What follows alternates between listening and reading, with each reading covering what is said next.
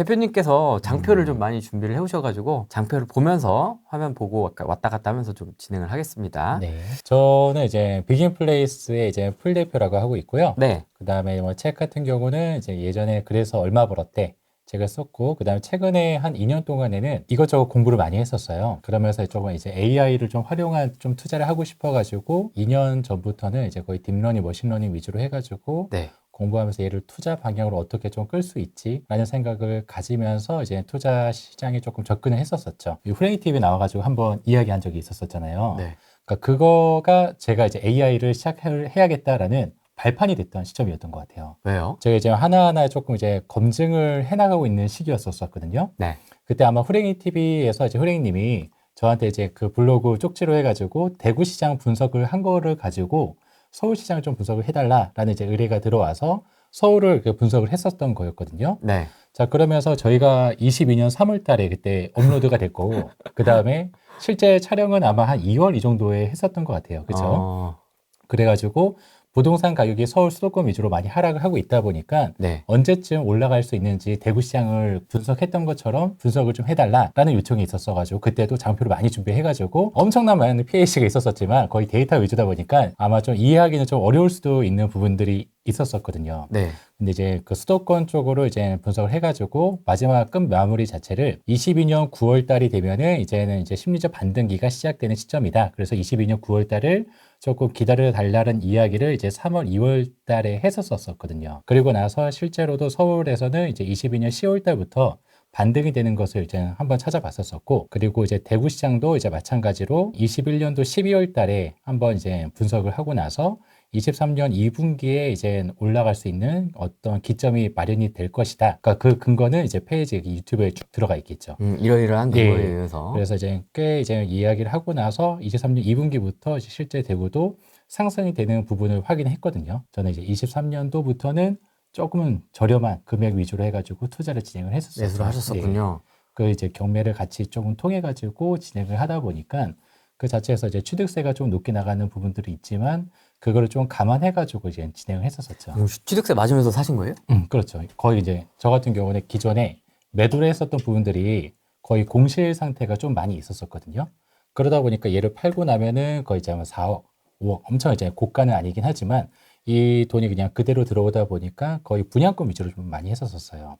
그 대구 시장도 마찬가지로 이제 마피가 뭐 1억 2천 나오고 마피가 1억 나오고 그러니까 지금 같은 경우도 지역별로 쭉 보다 보면은 마피가 1억 혹은 마피가 8천 이상이 되는 곳들은 저한테 알림이 오게 되어 있거든요. 그러면서 애초에 이제 전세를 맞추지 않을 작정으로 해가지고 이게 진행하는 부분들 그런 시장을 조금 이제 23년도부터는 좀 느렸었긴 했었죠. 그래서 오늘은 이제 그 호랭이 TV에 딱 들어오면서 이 세 가지 위주로 좀 얘기를 해드리면 좋겠다라는 생각을 했거든요. 네.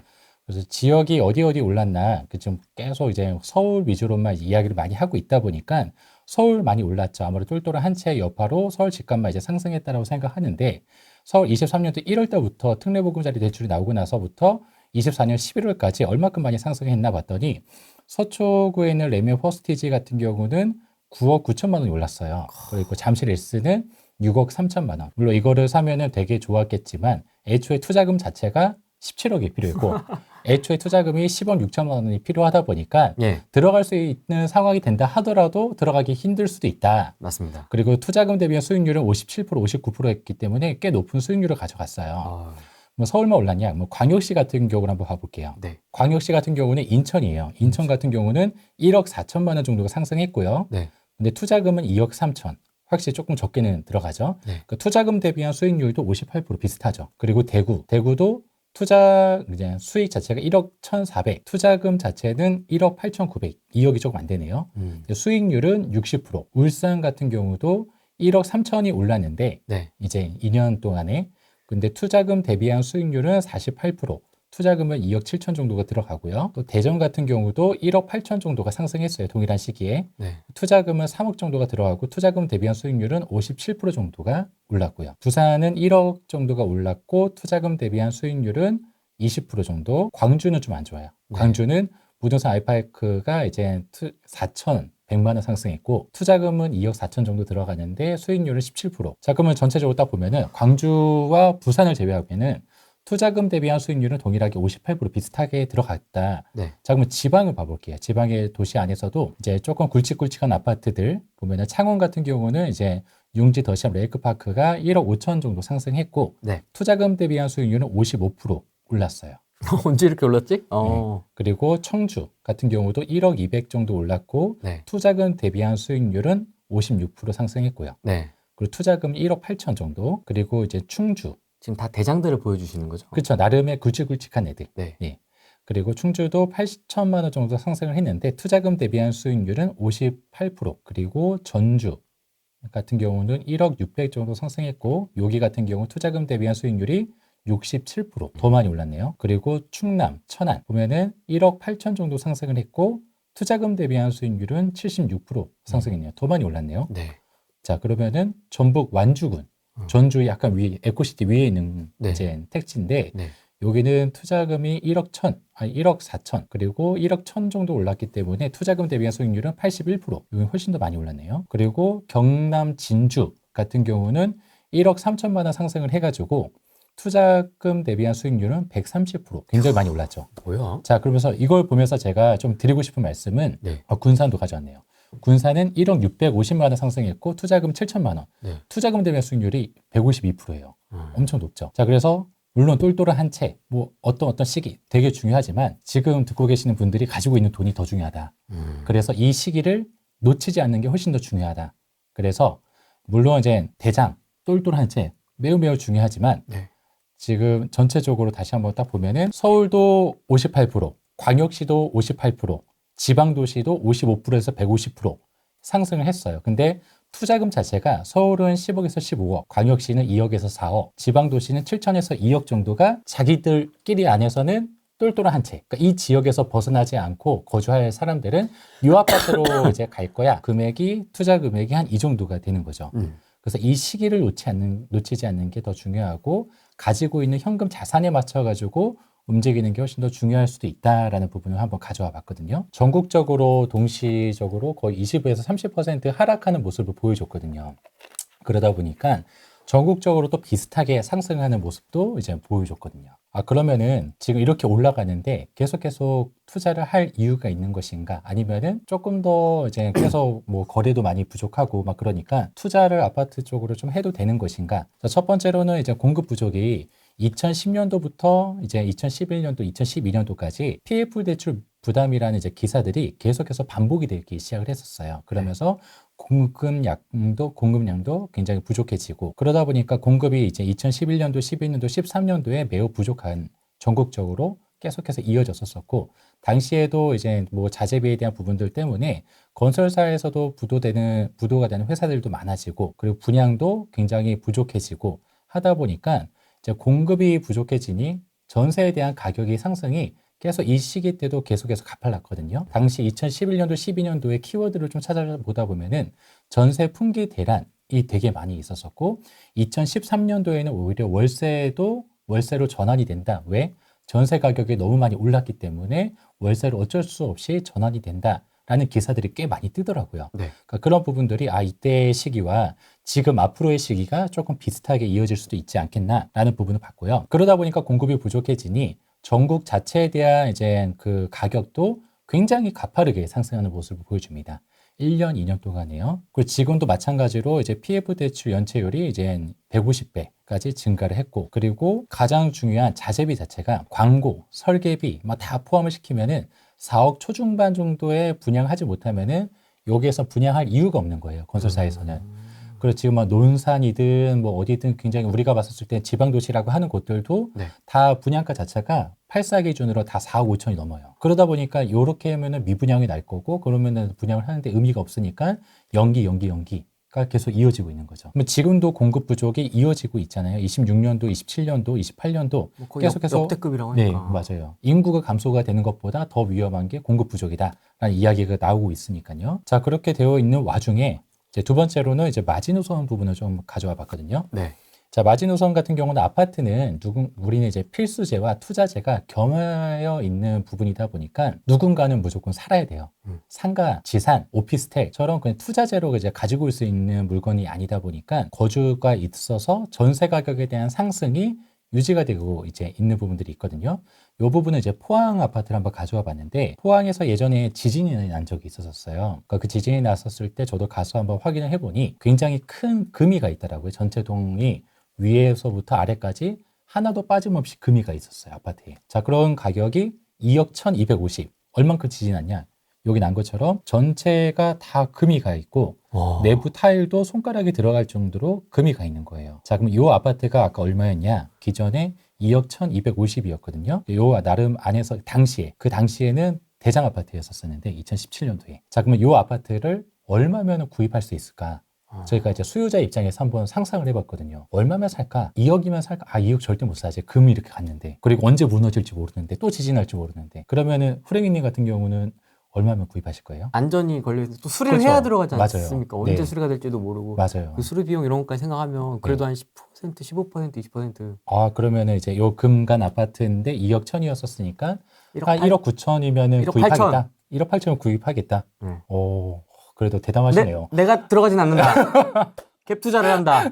실거주는 못하겠다. 그 실거주를 할 사람들이 이제 여기 지역에 많이 있었으니까 네. 그 당시에도 이제 많이 좀 물어봤었어요. 왜냐면 중개사에도 이제 들어가가지고 얼마에 나왔어요, 매물만 나왔어요, 물어보니까 꽤 많이 하락하면서 던지고 가더라고요. 저 서해안 쪽으로. 동해안에 못 살겠다라는 이야기가 많이 나왔었거든요. 그렇게 있는 와중에 아, 얘가 그럼 얼마까지 떨어질까라는 부분을 봤더니 실제로 약 23% 하락하고 반등하는 모습을 보여줍니다. 이렇게 금이 나도. 와, 그래도 비슷하네요. 다 갭 투자인가?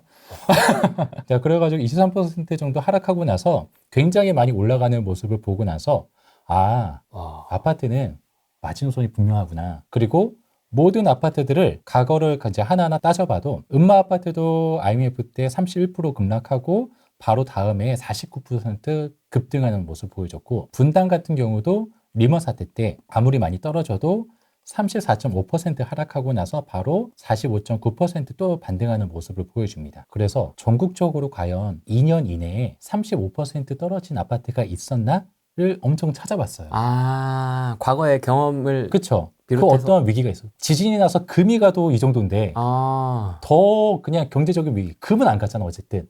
막 그래가지고 이렇게 한번 좀 찾아봤죠.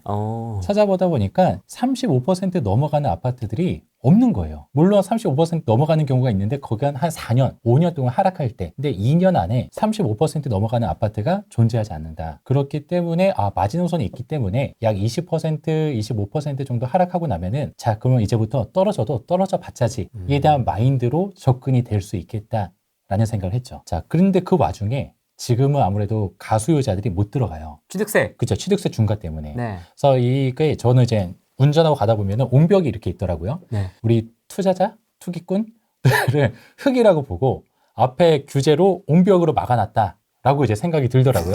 이들은 나가고 싶은데 나갈 수 없게 막아놨어요. 네. 아무래도 그 취득세 중과 때문에. 네. 그리고 나서 윤석열 정권이 들어오고 나서 규제를 여기저기 조금씩 풀어주곤 있지만 법으로 국회를 통과 못해서 못 나오는 법들도 있고 네. 그리고 실제로 이제 약간의 완화가 된 부분들도 있는데 네. 이런 부분들이 아무리 들어온다 하더라도 실제 투자자들이 대다수가 다시 이 시장에 들어오기는 매우 힘들다. 그래서 수요자가 많지 않다라는 부분은 확실하게 임장을 다니고 전화를 돌리다 보면은 그게 느껴지거든요. 그래서 저 같은 경우도 가격을 이제 최저가로 이제 나와 있는 매물을 당연히 찾아볼 거 아니에요? 그 안에서 최저가이지만 그 안에서 5%에서 8%를 더 내려놓으면은 여기는 6개월 동안에 한 번도 손님이 없었던 그 수요자가 없었던 그런 시장이다 보니까 저 자체를 엄청 반기는 거죠. 그러다 보면은 요런 분위기면은 8%까지 또 요런 분위기면은 10%까지도 가능하겠다. 라는 부분이 딱 지금 시기가 아니면 못할 것 같더라고요. 우리가 예전에도 뭐 이제 강동구나 가면은 OTP 없으면 아예 수장님이 집도 안 보여주고 아무 소개도 없고 막 그랬었잖아요. 네. 그러니까 그런 시장이 아니라 지금은 굉장히 수요자를 귀하게 대접할 수 있는 시장인데 내가 대접받기를 원한 게 아니라 난 저렴하게 사는 걸 원하는 거잖아요. 그러다 보니까 되게 저렴한 가격으로 이제 나를 피할 수도 있고 내가 원하는 가격을 가져올 수도 있겠다라는 생각이 좀 들더라고요. 그래서 이제 수요자가 귀하다 보니 나를 되게 귀하게 받아줄 수 있는 몇 안 되는 시기가 되지 않을까라는 생각을 좀 했었거든요.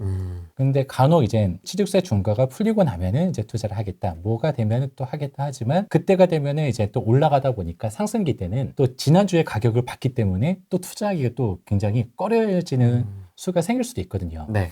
그래서 그런 부분들로 인해 가지고 좀 괜찮은 시장이지 않을까라는 반응을 봤고요.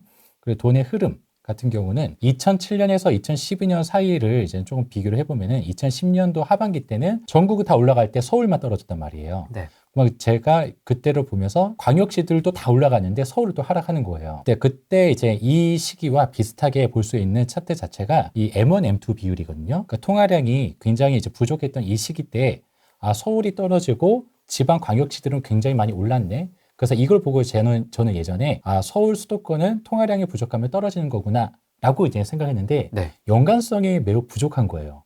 서울이란 이유 때문에 떨어질 이유가 과연 있을까? 전국이 다 똑같아야지 라는 생각을 했었었는데 지금과 이제 과거를 좀 비교하다 보니까 통화량이 부족하면은 비싼 아파트들은 떨어지고 그 안에서 서울, 경기권 안에서도 비싸지 않은 아파트들은 거래가 꽤 되더라고요. 그래서 이제 뭐 저기 뭐 동작구나 뭐 이런 데들 보면은 얘네들 막 떨어질 때 얘네들은 좀 덜 떨어지고 이런 부분들이 분명히 보였기에 네. 이걸 전국으로 대비를 해보면은 지금 광역시들도 아까 봤듯이 굉장히 또 많이 올랐잖아요. 네. 비싼 아파트들은 거래가 매우 드물 수가 있다. 왜? 돈이 없으니까. 그러니까 그런 부분으로 이제 보다 보면은 2010년도 1월 달 기준과 2014년도 1월 달 기준으로 해가지고 제가 한번 차트를 좀 가져와 봤어요. 네.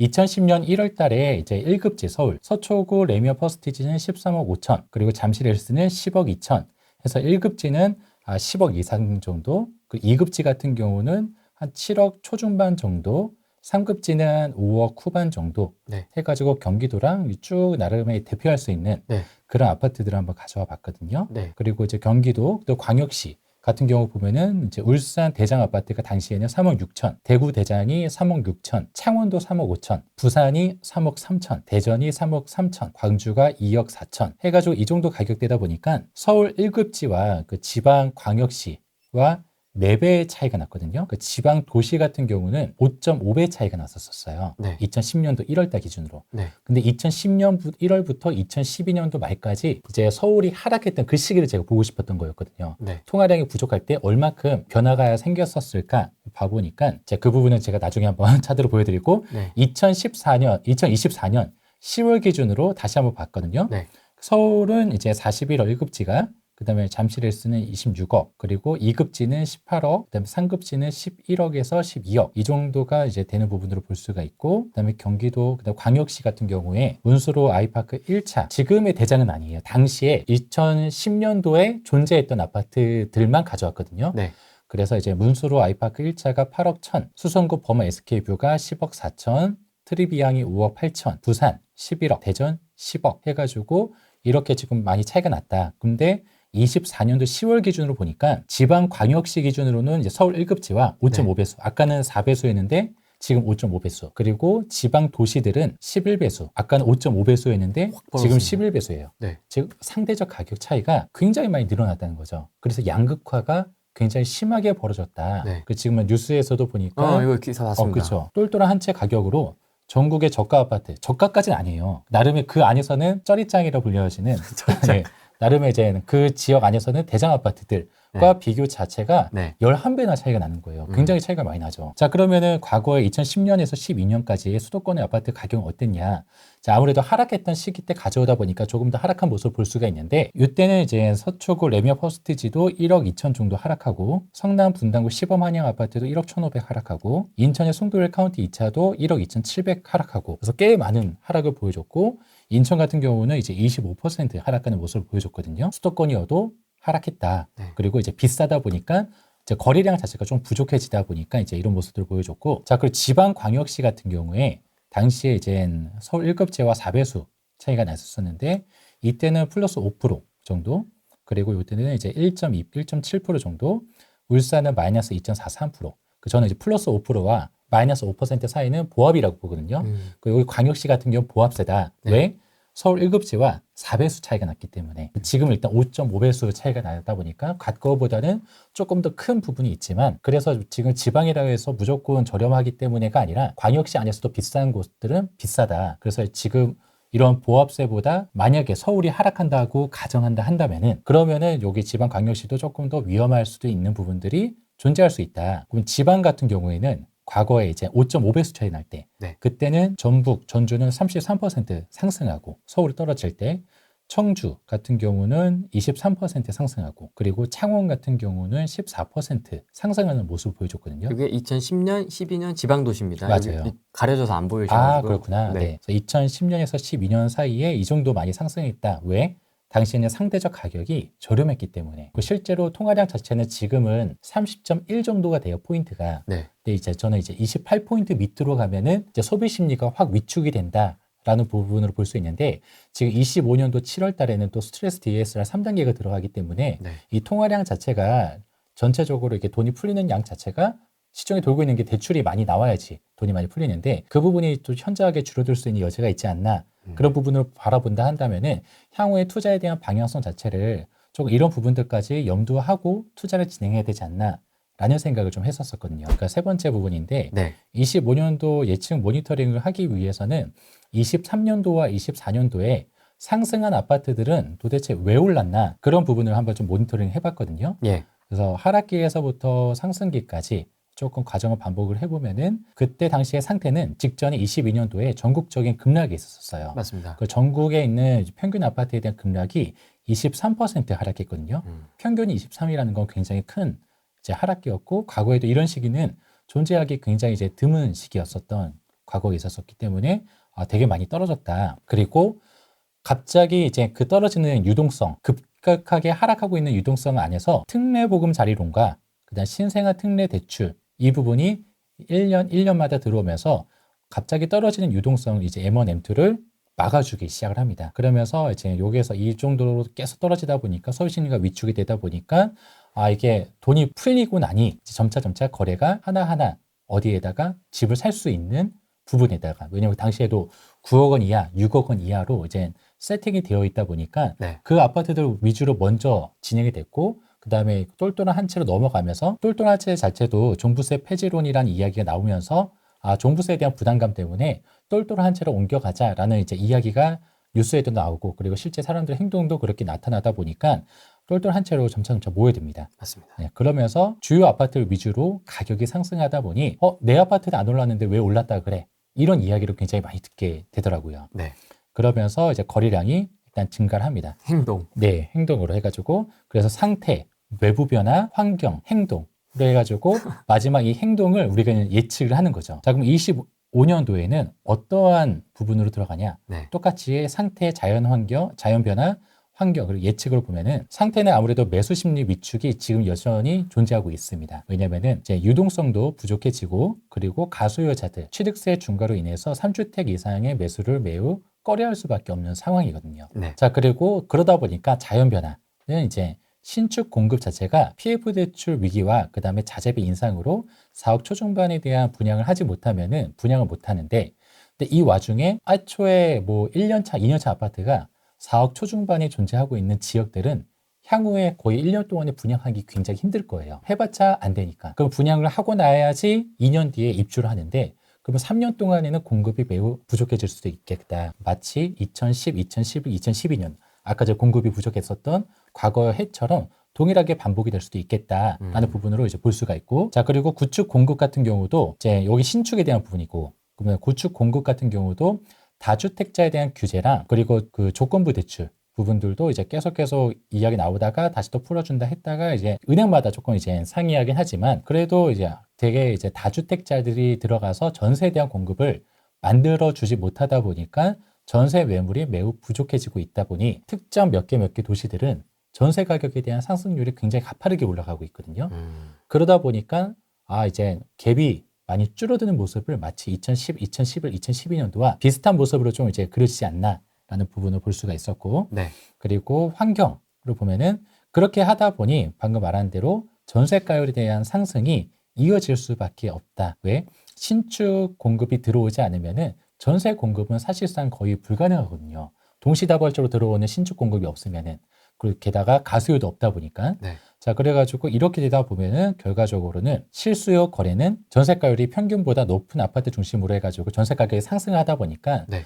내가 여기에서 이렇게 높은 전세 가격으로 가지고 그냥 뭐 어떻게 또 내냐, 이런 부분들보다 지금의 애초에 23년도 1월 달부터는, 물론 2021년도 1월 달부터는 가수요자들이 좀 지배했던 시장이었고, 23년도 1월 달부터에 대한 거래는 실수요자들이 지배를 했던 시장이거든요. 네. 그러다 보니까 집 가격이 뭐 떨어지고 뭐 전세 가격이 올라가고 이런 부분에서 집을 쉽게 던지는 사람들이 2022년도에는 많이 있었었지만 지금은 그렇게 많이 존재하지 않거든요. 자, 그런 와중에 전세에 대한 공급도 매우 부족해지다 보니 가격이 상승을 하고 자, 그러면서 전세 가격이 많이 올라가다 보면은 아무래도 이제 매매 가격과 크게 차이가 없으면은 실수요자들 같은 경우는 매매로 전환이 되는 시장이 분명히 생기거든요. 그래서 그런 부분으로 예측할 수 있는 부분들이 지금과 같은 하락기로 이어진다 한다면은 그 최소 이제 한 3분기 정도 이후가 되어야지 사람들이 물론 그때 당시에도 비싼 곳은 비싸지만 그래도 일정도면 내가 한번 전화를 해봐도 되지 않을까라는 생각을 좀 해봤거든요. 이게 지금 실수요자가 사고 있는 상황인 건 맞는데 앞으로는 어떻게 되는 거예요? 앞으로 그 이후에 지금 네. 현상까지는 지금 본 것 같은데 네.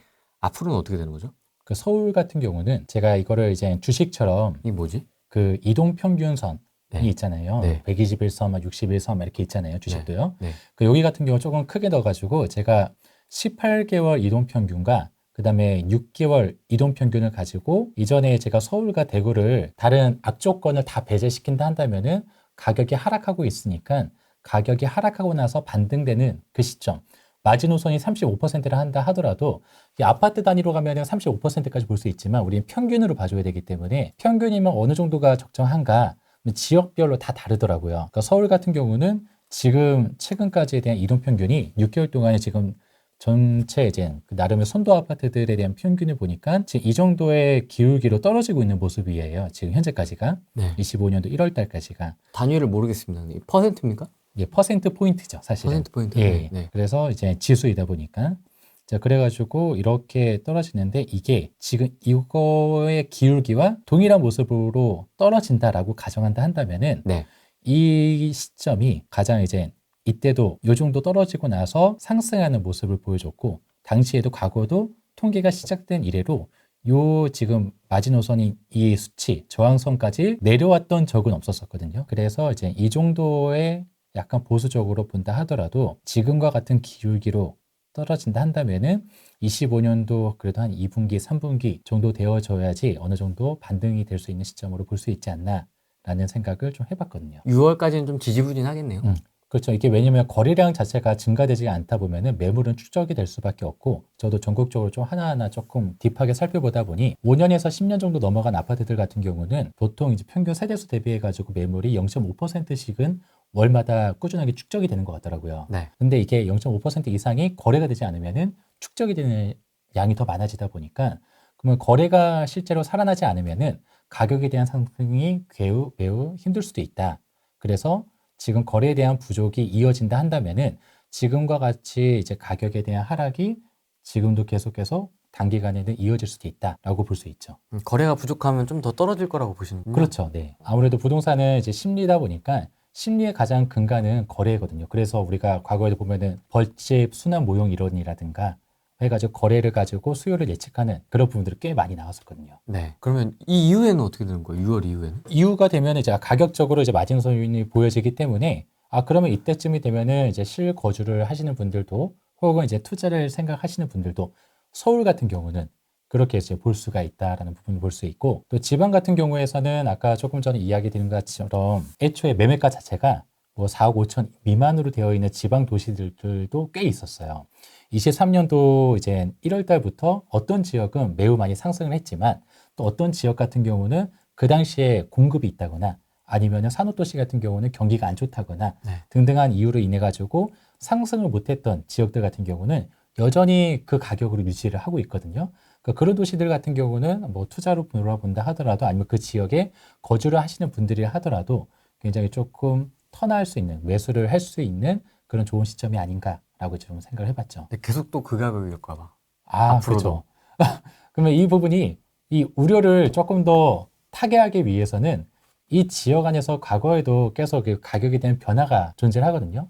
그리고 이제 저희가 보는 모든 지역들은 그냥 단순히 뭐 투자자로 보는 것들도 중요하지만 실제 거주하시는 분들도 누가 거래를 많이 하느냐 이거 한국감정을 통계에서 저희 PPT에는 안 가져왔지만 실제 30에서 64세에 대한 인구수가 실제 거래를 하는 비중이 약 80% 가까이가 돼요.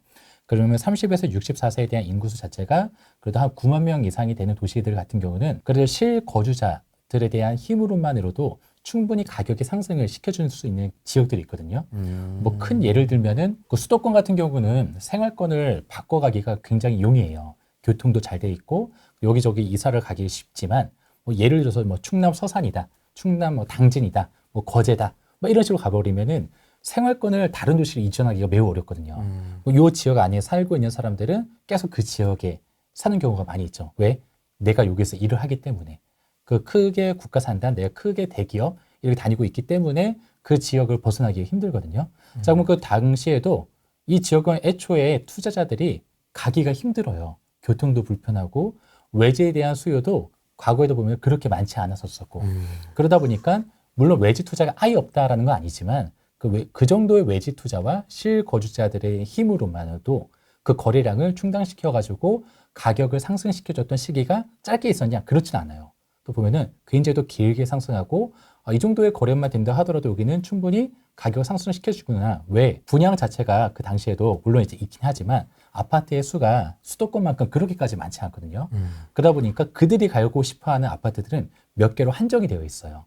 지금 뭐 지방의 인구 감소다, 광역시 인구 감소다, 뭐 경기도 수도권 아니면 안 된다라고 하지만 물론 인구 감소가 굉장히 큰 위기일 수도 있지만 그렇기 때문에 항상 회귀하기 때문에 누군가는 가고 싶어하는 곳은 더 수요의 심리가 커진다. 지금 학생 수가 줄어들지만 의대에 대한 경쟁률은 치열해지는 것처럼 그 안에서도 줄어들고는 있지만 누군가 가고 싶어하는 아파트 같은 경우는 더 치열해진다. 왜? 내 자녀 한 명, 두 명 혹은 한 명 이 정도 안에서 더 가고 싶은 곳을 마지막에 가고 싶어하는 그 수요의 심리가 더 세지다 보니까 그런 네. 어떻게 보면 이게 투자자가 들락날락하는 지역 말고 진짜 그 지방 실거주민들이 좋아하고 선호하고 네. 약간 워너비로 생각하고 있는 동네들에는 괜찮다. 네, 그렇죠. 그리고 지금 바로 외지 투자에 대한 가수요의 시장을 바라보기에는 지금 약간 쉽지 않죠. 네, 그렇죠. 한참 뭐 1년, 2년 좀 더 지나야 될 테니까 뭐 우리가 대충 생각을 해도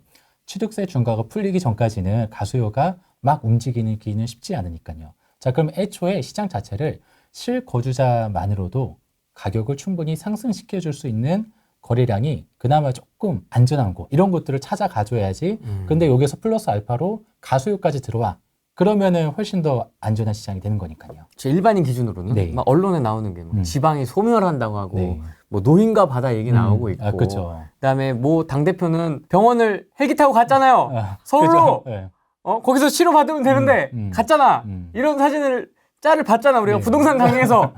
그래서 쫄아가지고 야 이거 얼죽시밖에 답이 없구나 라고 생각하시는 그쵸. 분들이 많아서 네. 우리가 지금 막 이렇게 대책들이 나와도 인구 감소 지역한테는 어떠한 혜택을 주겠다라는 대책들은 많이 나와요. 그리고 앞으로도 그렇게 나오긴 하지만 인구 감소 지역이라고 이야기하는 도시들은 굉장한 시골이에요. 실제로 우리가 가보지도 않았던 그런 시골들이 꽤 많이 있어요. 그러니까 그런 지역들 제외하고 우리가 이제 낮 시간에 가봐도 그러니까 이런 도시들 같은 경우도 뭐 아까 서산도 얘기했고, 뭐 당진도 얘기했고, 거제도 얘기했고, 그러니까 되게 작은 이런 도시들도 낮 시간에 가면은 그 안에서는 또 신축이 있을 거 아니에요. 네. 그러면 굉장히 또 우리가 생각했었던 젊은 층들도 많이 거주를 하고 있고 여기가 그렇게 나쁜 도시였어라고 생각이 들 정도로 그렇게 만만한 도시는 아니거든요. 그래서 이제 수요는 존재하기 때문에 실제로 가보지 않고 그냥 이제 뉴스만 보고 이제 판단하다 보면은 아까 전에 뭐 서울과 광역시와 지방에 대한 상승률이 그때 서울과 비슷한 상승률 보여줬다. 내가 이거를 왜 몰랐지? 라고 생각하는 것처럼 똑같은 사건으로 바라본다 한다면은 우리 조금 더 알고 가면은 조금 더 좋은 시기를 지금 굉장히 조금 저는 괜찮은 시기라고 또 나름 생각하거든요. 지금이요? 네. 왜냐면은 공급량이 확실히 부족한 게 더 크다라고 봐요. 물론 지금 뭐 26, 27년도에는 공급이 그래도 어느 정도 있잖아요. 25년도 있잖아요. 이렇게 얘기하는 부분들도 경기도 수도권이 조금 많이 있고 지방 같은 경우에서는 애초에 분양하기가 힘들다 보니까 안 하는 게 아니라 못 하는 게 많이 있거든요.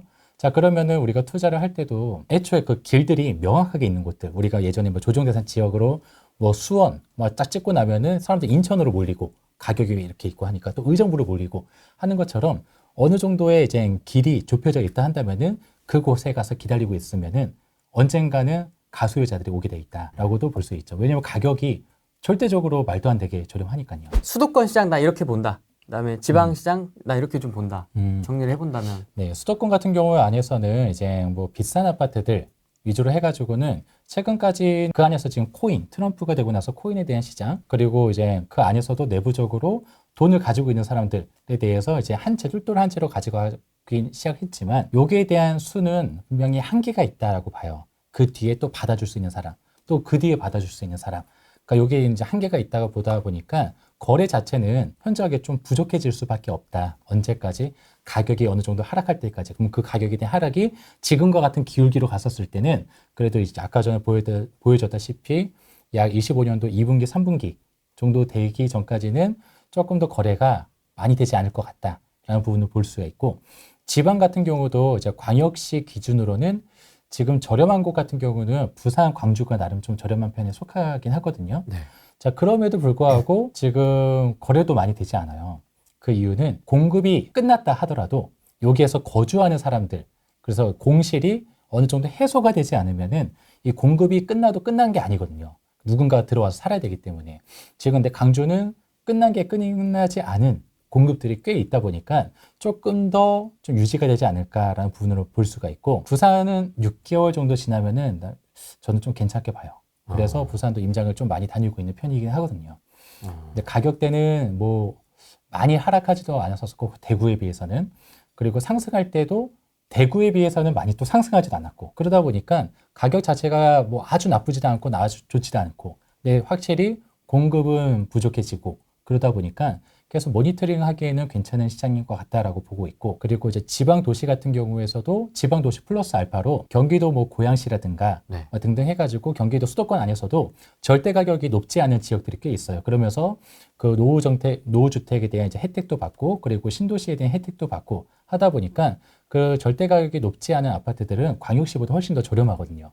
그래가지고 여기에 우리 통화량이 부족한다 하더라도, 스트레스 DSR이 3단계 들어온다 하더라도 여기에서 절대 가격이 낮이 엄청 높지 않기 때문에 그래도 이 정도면은 조금 비빌만해 라고 하기 때문에 이제 경기도에서 절대 가격이 7억 이하인 곳, 그리고 광역시 안에서도 절대 가격이 6억 이하인 곳, 지방도시 같은 경우는 절대 가격이 5억 이하인 곳 해가지고 약간 이제 필터링 해가지고 좀 바라보고는 있죠. 확실히 좀 가성비 투자를 좀 선호하시는 것 같아요. 그렇죠. 저는 가성비 투자를 조금 선호하죠. 돈이 없는 것도 아닌데. 효율적인 걸 좀 많이 좋아하는 편이거든요. 대구는요? 대구는 요즘 어떻습니까? 대구가 얼마 전에도 이제 동대구 쪽에 네. 이제 분양을 한번 했다가 경쟁률이 이제 0.4대 1인가 해가지고 경쟁률 미달로 해가지고 끝났어요. 그러다 보면은 지금 이 아파트 같은 경우도 약 400세대 정도가 되는데 지금 여기에서 계약을 할 수 있는 사람은 더 저조해질 거란 말이에요. 그럼 순간적으로 미분양이 더 늘어나겠죠. 네. 그러니까 미분양이 계속 높게 나오고 있다 한다면은 아무래도 신축에 대한 수요가 굉장히 작아질 수밖에 없다 보니까 지금 뭐 공급이 26년도 이제 빠르게 떨어지고는 있지만 어쨌든 신축에 대한 수요가 살아나려면은 구축에 대한 수요가 먼저 살아나줘야지만 되거든요. 왜냐하면 집이 없는 환경 안에서 내가 뭐 프리미엄이든 뭐 2년 뒤에 올라갈 거라는 기대감이 있어야지 여기서 주택을 구입할 텐데, 그런 부분이 아무래도 지금은 조금 저조한 시장이다 보니까 지금 뭐 공급은 분명히 부족하지만 지금 거래가 어느 정도 구축에 대한 거래가 약간이라도 좀 살아날 때까지는 기다려야 되는 시장이 아닌가라고 볼 수 있습니다. 어떻게 보면 지방의 실수요자분들의 마음이 움직일 만한 네. 좀 더 특별한 그렇죠. 가격이라는 부분이 들어가야 되거든요. 23년도 1월 달에 이제 특례보금자리 대출 나오고 나서 물론 서울도 많이 상승했지만 그때 당시에 뭐 인스타나 뭐 이런 데 짤을 보면은 그 부산행 영화 그거 짤로 만들어가지고 맞습니다. 대구행만 만들어가지고 사람들 대구 엄청 갔거든요. 맞습니다. 그 이유가 공급이 많음에도 불구하고 갔던 이유는 딱 하나예요. 가격이 어떤 지역보다도 더 빨리 시작을 했고 하락이, 그리고 더 높은 하락률을 보여줬기 때문이거든요. 자, 그만큼의 가격적인 메리트가 있으면은 그때 뭐 공급이 적었던 것도 아니에요. 지금까지 있으니까. 그럼 다른 그 어떤 악재도 가격이 매칭을 다 시켜줄 수 있거든요. 자, 근데 지금 뭐 23년, 24년도 해가지고 어느 정도 상승도 하고 똘똘한 채 요 안에서도 또 움직여지고 막 그러다 보니까 가격이 뭐 하락이 엄청 심하게 이루어지진 않았거든요. 뭐 다른 어떠한 수요를 마음을 이끌어내기 위해서는 공급에 대한 확실한 부재가 있거나 지방이다 보니까, 그리고 가격적인 메리트가 확실히 있거나가 되어야 되는데 이 두 가지가 약간 지금 아리까리하죠. 부산 대장 아파트 어떻게 좀 보십니까? 평당 남천동 느그서장 사는 네, 그렇죠. 남천동 3일빛이 평당 이래야겠죠. 4,500. 네. 이면 가격 상승 여력에 대한 의견이 어떠실까요? 음. 신규 분양이고 5년 뒤 입주 아파트들입니다. 해운대 쪽에서도 이제 뭐 지금 뭐 남구 쪽도 얘기하지만 수영구도 얘기하고 네. 이렇게 있는데 가격적인 하락이 매우 심하게 일어나진 않았었거든요. 그러다 보니까 상승도 거기에 대한 수요가 이제 매우 심하게 일어나지 않고, 근데 부산과 대구의 공통점은 여기에서 투자를 하시는 아주머니들이 굉장히 많아요. 언니들. 네, 언니들. 네. 그래서 요 안에서 실거주자이면서 실제 여기 거주하고 있는 가수요가 되게 많아요. 근데 뭐 울산이나 뭐 창원이나 이런 데에서는 이제 물론 그 지역 안에 있는 가수도 많지만 외지에서 오는 가수의 양이 더 크거든요. 상승시켜 줄 때. 근데 대구와 부산은 이제 그들의 시장 안에서도 있는데 이들 또한도 가격적인 메리트 그리고 혹은 어떠한 사람들이 들어오고 나서 같이 막 움직이는 그러한 심리를 많이 보여주더라고요. 그래서 어느 정도 거래량이, 그러니까 거래율이 여기 안에서 전체 세대수 대비한 거래량에 대한 수가 적정 이상이 되어주다 보면은 갑자기 폭등하는 그런 시장들이 많이 보여지긴 하거든요. 네.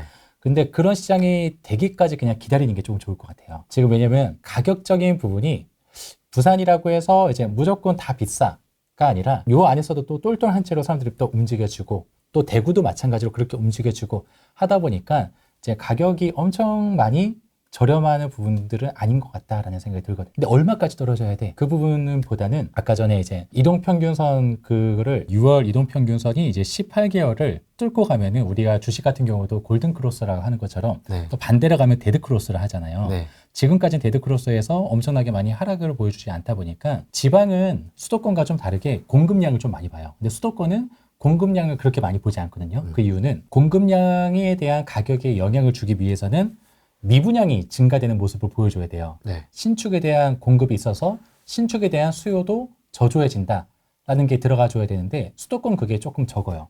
근데 지방 부산, 뭐 대구, 뭐 광주 이런 데 같은 경우는 공급이 많아짐으로 인해 가지고 미분양이 굉장히 많이 증가되는 모습들을 많이 보여줘요. 그렇기 때문에 공급도 굉장히 중요한 지표로 보거든요. 근데 공급이 엄청 빠르게 지금부터 아예 없어 이런 부분들은 또 아니다 보니까 그렇다 하더라도 가격이 엄청나게 빠르게 하락하는 모습도 아니거든요. 자, 그래서 지금 다시 페이지를 보면은 네. 지금 아까 서울 같은 경우를 보면은 이제 빠르게 지금 하락하고 있는 모습을 보여줘요. 그리고 참고로 이 부분은 전체 아파트에 대한 평균이 아니라 지역별로 선도 아파트들을 별도로 이제 구분시켜 놨거든요. 그래서 선도 아파트들에 대한 평균이에요. 그렇기 때문에 이게 조금 더 주요 아파트들에 대한 지표를 보기에는 조금 더 쉽게 볼 수 있는데 그러다 보니까 어떤 아파트들은 지금 많이 떨어지고 있는데 얘는 지금 안 떨어져요. 왜냐하면 이 지역 안에서 선도기 때문에 버텨주고 있는 거예요.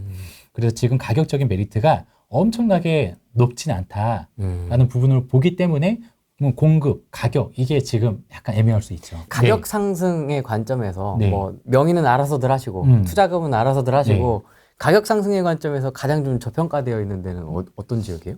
그렇게 보면은 지금 아까 25년도 상승에 대한 그 키워드로 보았었을 때 전세 가격에 대한 상승을 조금 더 중심적으로 봐요. 저는 사실. 가성비니까. 그렇죠. 가성비도 떠나가지고 전세가가 올라갔다는 거는 실제 거주하는 사람들이 만족도가 좋다. 만족도도 만족도지만 공급이 제한이 되어 있기 때문에 전세에 대한 수요가 늘어나고 있다는 거예요. 수급의 관점에서. 그렇죠. 그러면 전세에 대한 공급이 생겨버리면은 전세에 대한 수요도 줄어들어요. 그렇기 때문에 전세 가격이 늘 수 없거든요. 그러니까 지금 이 지방 도시든 수도권이든 간에 전세 가격이 상승하고 있다는 거는 지금 여기서 전세 공급도 없고 가수요도 부족하고 전세에 대한 가격이 계속해서 증가할 수밖에 없는 지역들이면서 공급도 없는 곳은 향후 2년 동안에는 전세 가격이 떨어질 수 없기 때문에 역전세를 낼 수 없다라고 보거든요. 그래서 최근 3개월 동안에 전세 가격이 급등한 지역들을 계속해서 모니터링 하는 거죠. 그렇게 해서 이제 페이지를 보면은 지금 여기 뭐 구리시도 나오고 울산 북구도 나오고 울산 중구, 부산 북구 전국이 다 나오네요, 진짜. 그렇죠. 그 안에서도 뭐 클릭하면은 이제 뭐 아파트도 이제 어디 위주로 해가지고 많이 상승했는지도 그리고 거래량도 이렇게 보면서 이제 거래가 이 기준선보다 높으면은 이 정도 거래면 아까 전에 말한 것처럼 이 정도 거래가 생기면은 누군가 실거주자들이든 누군가가 움직여줄 수 있는 시장이 될 수 있다 해가지고 만들어 놓은 거죠. 울산이 많이 나오네. 울산. 그렇죠. 근데 다 골고루 나와가지고 사실. 그렇죠. 지금 근데 전세 가격에 대한 증감과 그러면서 동시에 매매 거래에 대한 증감도 생기는 곳이 조금 더 이제 좋게 보는 거죠. 이 페이지는 이제 빅데이터 페이지는 누구나 들어와서 무료로 볼 수 있는 페이지고요. 네. 여기서도 이제 대시보드로 조금 더 이제 보기 좋게 이제 만들어 놨거든요. 네. 보면 이제 울산 같은 경우도 보면은 이제 매수 우위 지수도 어느 정도 높게 올라가 있고 그러다 보니까 이제 전세 가격도 물론 이제 전세 가격 매매에 대한 심리는 아니긴 하지만 네.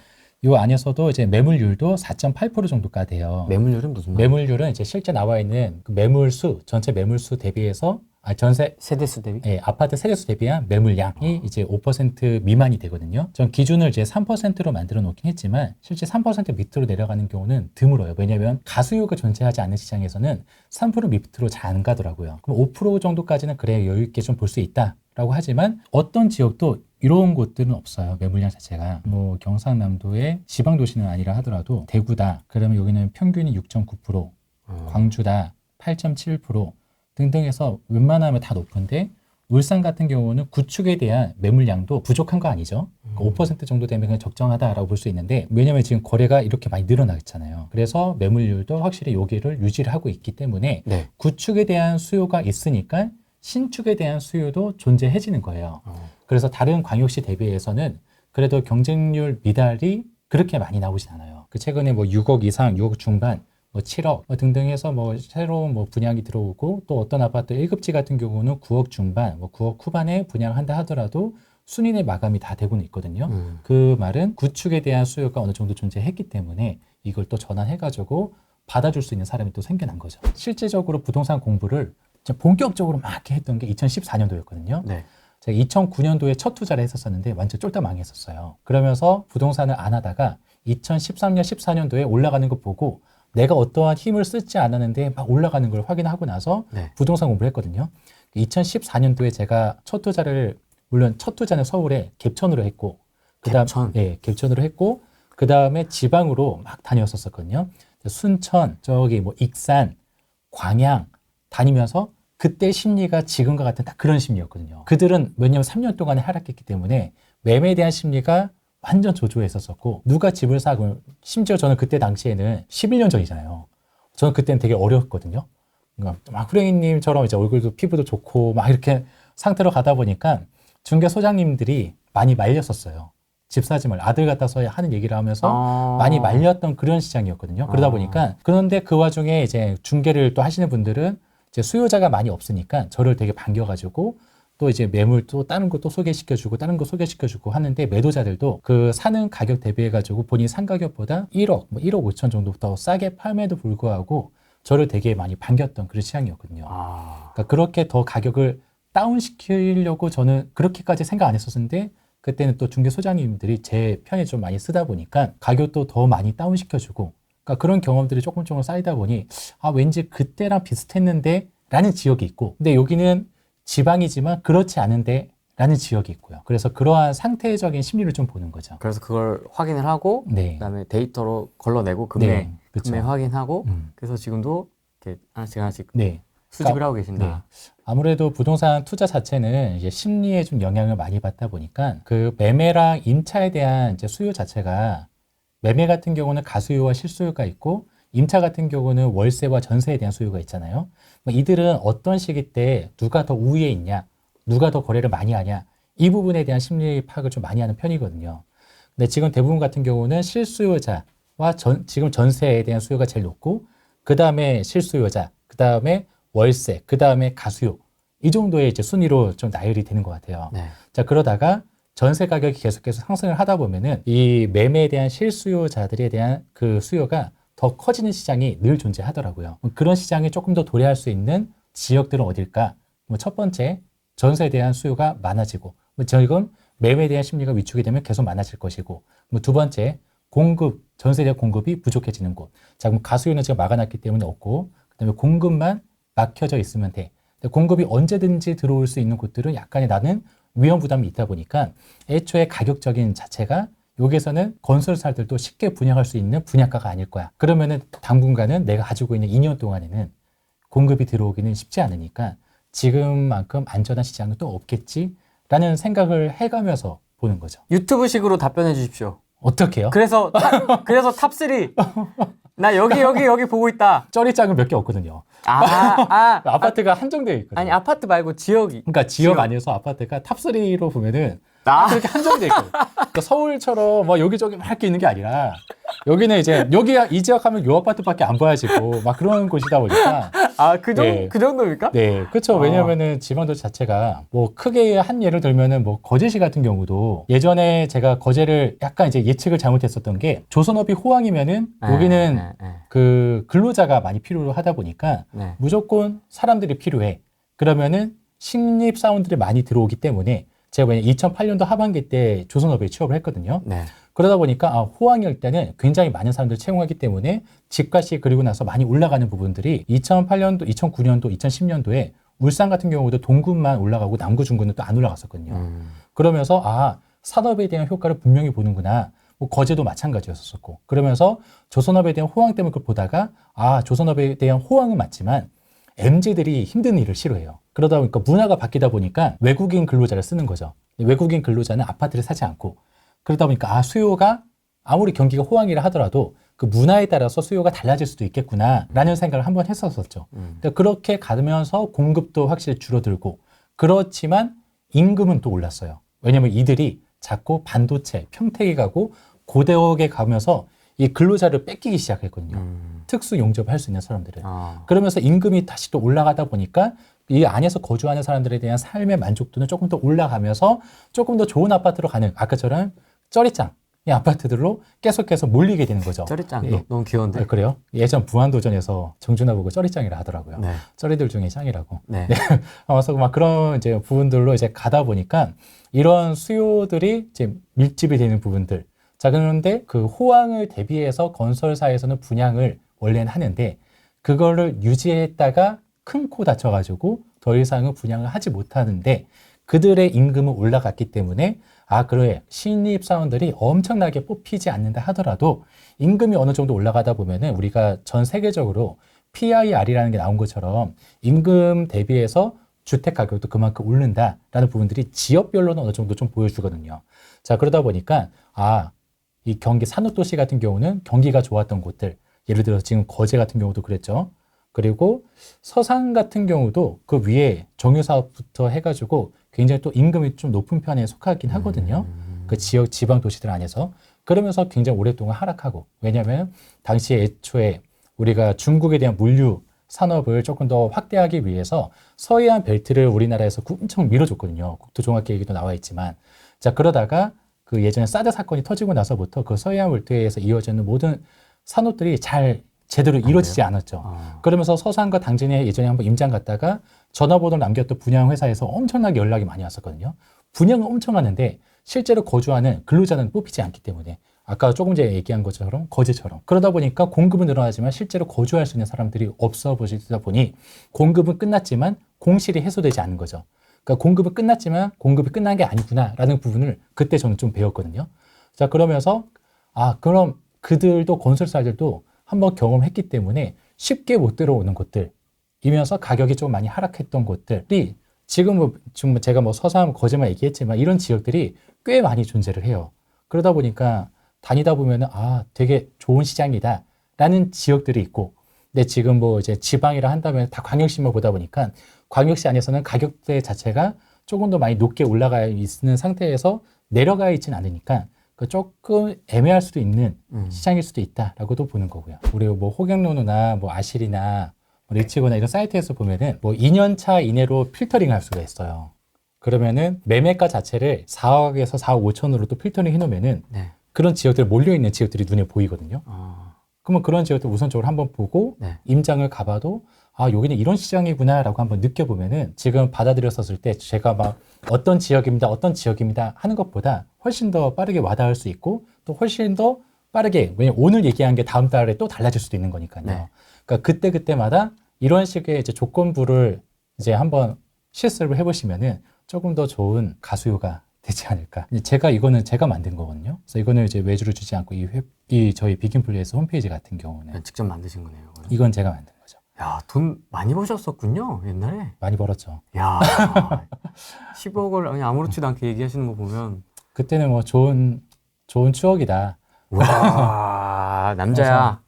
하면서 이제 4분명 같은 경우도 이게 이게 심리적인 부분인데 방금 전에 얘기 드린 거는 뭐 호갱론으로 한번 봐볼게요. 뭐 3년 이내, 2년 이내 해놓고 가격 자체를 매매가를 4억 6천 이내로 이렇게 해놓고 평형대가 작으면 또 안 되니까 28평, 29평, 30평 이상으로 해놓으면은 그 안에서도 이제 요쪽에다 여기다 마우스 커버 해놓고 컨트롤 휠로 쭉 줄이면은 단지들이 보여지거든요. 아, 이렇게. 이런 식으로 하면 아 여기 뭉쳐있네. 요 지역. 어느 지역이지? 어느 지역이지? 어느 지역이지? 하면서 이렇게 볼 수가 있죠. 아, 이건 처음 봅니다. 이렇게 그래요? 줄여서 쓰는 건 또 처음 보네요. 네. 해가지고 근데 신축임에도 불구하고 그렇게 몰려있는 것들도 있네 하면서 이렇게 또 바라보는 거죠. 그렇게 해서 가격적인 부분 아까 전에 이야기했던 모든 조건들을 좀 대입해가지고도 볼 수가 있고 네. 또 여기 보면은 이제 이 빅데이터 페이지 같은 경우 다 무료로 볼 수가 있어요. 네. 그러니까 4분명 같은 경우도 제가 22년도 1월 달부터 확실히 가격이 하락이 시작이 되다 보니까 시도별로도 어떻게 움직여졌는지 해가지고 중심부터 이제 매매, X축은 매매, Y축은 전세 해가지고 뭐 서울 같은 경우는 지금 이렇게 뭐 움직이고 있다. 오. 이제 가격은 하락하고 전세가가 이때부터 조금씩 올라가다가 이 오른쪽으로 올라가면은 이제 인기 지역, 이쪽은 뭐 이제 왼쪽 아래는 비인기 지역, 저평가 지역, 고평가 지역 이렇게 해가지고 좀 만들어질 수 있거든요. 그래서 이런 식으로 해서도 뭐 심리가 뭐 또 판단이 될 수도 있고. 신기하다. 아 그래요? 애니메이션 좀 재밌습니다. 이거. 아, 그래요? 이거 재밌네. 그리고 우리가 뭐 KB 지수 같은 경우도 보는 이유가 네. 어떤 지역부터 올라가고 어떤 지역부터 떨어지는지 보기 위해서 제가 예전에 KB 지수를 많이 보다가 네. 이 대장 아파트들끼리 선도 아파트들끼리만 묶어가지고 매매 진감을 실거래로만 만들었어요. KB 지수가 만든 것처럼. 그래서 이제 뭐 부산이다 클릭을 해놓고 가구를 쭉 늘려놓으면은 어느 지역부터 상승하고 어느 지역부터 빨리 떨어지기 시작을 했는지, 빨간색은 상승, 노란색은 보합, 파란색은 하락 해가지고 이렇게 만들어놨거든요. 그러면서 이제 KB 지수를 보는 식으로 이제 보는 페이지들도 있고, 뭐 단지별 시세도 있고. KB는 이렇게 위로 이렇게 그렇죠. 돼 있었던 것 같은데. 위로 만들어 보다 보면은 제가 이거를 모바일로 같이 보다 보니까 네. 모바일로도 볼 수가 있거든요. 네. 그 임장 가면서 그때그때 좀 파악하려고 좀 쉽게 보려고 제가 그렇게 해서 이걸로 좀 만들어놨죠. 또 시군구 시세 보면은 이제 시차별로 어떤 상태에 따라 가지고 매매에 대한 증감을 다 이제 만들어놨죠. 야. 그러니까 거래량도 그렇고. 이 코멘트 좋네요. 그래요. 단점이 있습니다. 왜요? 이게 데이터는 다 자동화가 되는데 얘는 제가 텍스트로 해서 수동. 그렇죠. 매달 바꿔야 돼요. 그래서 이거에 대한 단점은 물론 수동같이 자동차로 보이는 반자동 네, 이런 것도 있지만 뒷페이지만 보다 보면은 가격에 대한 이제 지역별로 이제 클릭 해가지고 네. 언제부터 올라갔고 언제부터 떨어졌는지, 그리고 뒤에 있는 게 조금 제가 많이 보는 페이지인데 이게 뭐죠? 어디부터 올라갔는지 어디부터 떨어졌는지를 확인할 때 보통 가격을 보지만 저는 거래량을 많이 봐요. 네. 그리고 거래량을 그냥 수로 보다 보면은 큰 지역은 더 많이 올라갈 수밖에 없잖아요. 그래서 세대수 대비한 거래량, 즉 거래율로만 그려놓은 거예요. 그래서 이때는 확실히 부산시장이다, 이때는 대구시장이다, 이때는 울산시장이다, 이때는 거의 비슷비슷했다 해가지고 어떻게 지역별로 움직였는지를 좀 보면서 거래량을 가지고 좀 수요를 판단하는 편이죠. 색을 또 달리하니까 이렇게 또 그런 것도 파악을 할 수가 있네요. 네. 비교를 하면서. 그리고 뭐 여기 안에서도 심리지수 같은 경우는 KB 심리가 들어올 때마다 얘는 완전 자동으로 만들어 놔가지고, 매수 우위지수 같은 경우는 40포인트가 넘어가면은 네. 심리가 높다라고 볼 수 있는데, 얘를 클릭하면은 그 지역마다 볼 수 있지만 얘 아예 클릭을 안 하고 보면은 가장 최근에 있었을 때 매수 우위지수가 40이 넘어가면은 빨간색으로 이렇게 보여지거든요. 네. 그러면 그 지역에 지금 매수에 대한 심리가 어느 정도 커지고 있구나 라는 것을 확인할 수가 있고, 또 M1, M2 같은 경우도 얘를 이제 매일매일 자동으로 변형을 시키고 있죠. 28 밑으로 언제 떨어지나 계속 모니터링 하고 있죠. 진짜? 그 페이지까지는 이제 무료로 누구나 볼 수 있게 해놓고. 물론 네. 대표님도 보고 계시고. 네, 그렇죠. 그러니까 저도 여기 안에서는 제일 많이 보는 게 아마 대시보드예요. 대시보드가 이제 모든 것들을 좀 많이 반영을 시키고 있기 때문에 네. 클릭하면은 바로바로 이 지역이 어떠한지를 판단할 수가 있거든요. 그리고 이 시세 자체도 전체에 대한 시세가 아니라 그 선도 아파트들에 대한 시세예요. 선도면 1등입니까? 아니면 뭐 아니요. 상위권 뭐 상위권이에요. 몇 개 네. 이렇게. 그 지역별로 30에서 64세에 대한 인구 그 연령대가 몇 명이냐에 따라서 선도 아파트의 개수를 제가 나눴거든요. 그렇게 하면서 보통 이제 입지가 좋은 곳이 그 전세 가격이 높은 곳들이 입지가 좋은 곳이에요. 통상적으로 많이 그래요. 그래서 전세 가격 순위로 해가지고 어떤 지역은 뭐 25개, 어떤 지역은 뭐 30개가 될 수 있고 또 작은 지역 같은 경우는 10개, 9개가 될 수도 있고. 근데 애초에 이제 보는 지역들은 30에서 59세, 64세에 대한 인구수가 9만 이하인 곳은 아예 다 배제를 해놓고 보거든요. 그러다 보니까 이제 그 아파트에 대한 수는 달라지지만 그 아파트들만 가지고 거래량과 가격과 보다 보면 훨씬 더 빠른 타이밍에 볼 수가 있더라고요. 그렇게 좀 보고는 있죠. 대표님 이 전공이세요? 아니에요. 컴퓨터 뭐 이런 쪽? 아니요. 제 조선업에 있었기 때문에 네. 그런 쪽이랑 아예 상관이 없었거든요. 니즈가 강하니까. 너무 이걸 하고 싶어. 근데 개발자를 써봤더니 무슨 이유인지 모르겠는데 뭐 SDK가 뭐 때문에 안 된대요. 그래서 그게 뭔지 난 모르겠는데 근데 어쨌든 난 이걸 하고 싶어가 되다 보니까 니즈가 강하면은 다 되더라라는 걸 좀 많이 느꼈죠. 그렇게 하다 보니까 뭐 이제 23년, 24년도에는 뭐 잠을 안 자도 이거를 끝까지 만들어내는 게 저는 더 기뻤거든요. 그러다 보니까 지금까지 좀 나오게 된 것 같아요. 혼자 이 책으로 뭐 강의나 이런 걸로 파신 거예요, 혼자? 그렇죠. 그 처음부터 시작하는 뭐 파이썬, 처음부터 시작하는 뭐뭐뭐 해가지고 이제 뭐 보면서 이제 제가 처음부터는 배울 수는 없으니까 뭐 내가 하고 싶은 그 파트만 골라서. 네 골라가지고 하다가 막히면은 그 크몽에 다시 좀 도와주세요. 네. 해가지고 뭐 해주면은 뭐 20만 원 정도, 수정해주고. 네 20만 원 정도 주고 왜 했는지 한번 조금 더 설명해 주세요. 그러면은 설명해주고 막 그러면서 이제 하나하나 좀 배워간 거죠. 이게 그냥 막 코딩을 배우겠다는 일도 없어요. 그래서 제가 만든 뭐 코딩은 엄청 뒤죽박죽이거든요. 근데 제가 원하는 건 결과이기 때문에 잘 하나만 만들어 놓으면은 그냥 돌려만 놓으면 되는 거니까. 그러니까 깔끔하게 짜는 게 중요한 게 아니라 그쵸. 이게 돌아가서 산출물이 나오는 게 중요한 거니까. 그렇죠. 그래서 예전에는 개발자들을 많이 썼다가 지금은 이제 저희 사무실 안에서는 PC가 총 3대가 있는데 한 대는 이제 밤 11시부터 새벽 3시까지 자동 켜지고 자동으로 꺼져요. 그때 동안 요 컴퓨터는 지역을 찾아내요. 그렇게 하고 이제 다음 PC가 이제 오전 4시 반부터 오전 9시 반까지 이제 켜져요. 그렇게 하면서 이제 얘는 이제 아파트를 찾아주거든요. 그러면서 이제 핸드폰으로 뭐 보이지 않긴 하겠지만 네. 저한테 카톡으로 알림이 오게 또 다 해놨죠. 해서 이제 어떤 지역이 지금 괜찮고 아파트들은 어떤 게 괜찮고 갭 1000, 갭 2000. 해서 뭐 여러분 제가 읽어드릴게요. 아유, 너무 해가지고 빨라. 분양권 나 다 봤어. 해가지고 이렇게 오다 보면은 이제 매물을 갭 확인 5000. 엄청 많네. 바로 이제 문자로 해가지고 그런 보내놓으면은 수자님한테 전화가 오거든요. 이렇게 하면 엄청 빨리 보낼 수 있겠네요. 그쵸. 연락을. 네. 제가 요거를 머리가 돌아갈 때 최선을 다해서 지금 만들어 놓고 나중에는 내가 사업에 집중하면서 이 시간을 완전 줄이고 투자를 계속해야지 라는 마인드로 한 2년을 엄청 갉아 놓은 것 같아요. 그렇게 했었죠. 와, 멋지다. 또 사업을 하실 생각이시군요, 그러면. 이거를 하다 보니까, 그쵸. 계속 말아먹어도 이 사업병은 어쩔 수 없나 봐요.